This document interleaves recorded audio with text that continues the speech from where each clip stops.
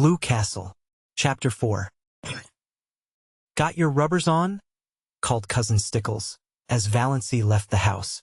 Christine Stickles had never once forgotten to ask that question when Valancy went out on a damp day. "Yes. Have you got your flannel petticoat on?" asked Mrs. Frederick. "No. Doss, I really do not understand you.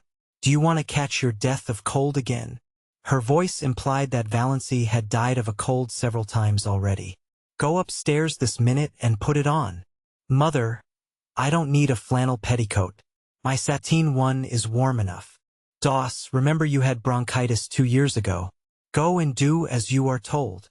Valancy went, though nobody will ever know just how near she came to hurling the rubber plant into the street before she went. She hated that gray flannel petticoat more than any other garment she owned. Olive never had to wear flannel petticoats. Olive wore ruffled silk and sheer lawn and filmy laced flounces. But Olive's father had married money, and Olive never had bronchitis. So there you were. "Are you sure you didn't leave the soap in the water?" demanded Mrs. Frederick. But Valancy was gone. She turned at the corner and looked back down the ugly, prim, respectable street where she lived. The Sterling house was the ugliest on it. More like a red brick box than anything else. Too high for its breadth, and made still higher by a bulbous glass cupola on top. About it was the desolate, barren piece of an old house whose life is lived. There was a very pretty little house with leaded casements and dubbed gables just around the corner. A new house, one of those houses you love the minute you see them. Clayton Markley had built it for his bride. He was to be married to Jenny Lloyd in June.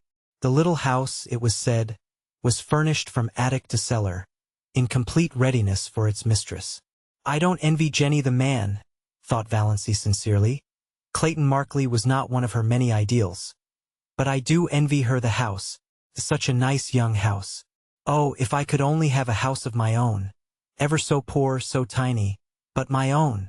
But then," she added bitterly, "there is no use in yowling for the moon when you can't even get a tallow candle." In dreamland nothing would do Valancy but a castle of pale sapphire. In real life she would have been fully satisfied with a little house of her own. She envied Jenny Lloyd more fiercely than ever today. Jenny was not so much better looking than she was, and not so very much younger. Yet she was to have this delightful house, and the nicest little Wedgwood teacups. Valancy had seen them, an open fireplace and monogrammed linen, hemstitched tablecloths and china closets. Why did everything come to some girls and nothing to others? It wasn't fair. Valancy was once more seething with rebellion as she walked along, a prim, dowdy little figure in her shabby raincoat and 3-year-old hat, splashed occasionally by the mud of a passing motor with its insulting shrieks. Motors were still rather a novelty in Deerwood, though they were common in Port Lawrence, and most of the summer residents up at Muskoka had them. In Deerwood only some of the smart set had them, for even Deerwood was divided into sets. There was the smart set, the intellectual set, the old family set, of which the Sterlings were members, the common run, and a few pariahs.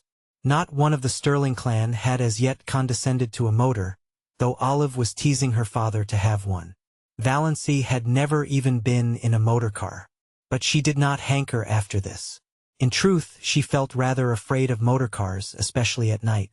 They seemed to be too much like big purring beasts that might turn and crush you, or make some terrible savage leap somewhere. On the steep mountain trails around her blue castle only gaily caparisoned steeds might proudly pace. In real life Valancy would have been quite contented to drive in a buggy behind a nice horse.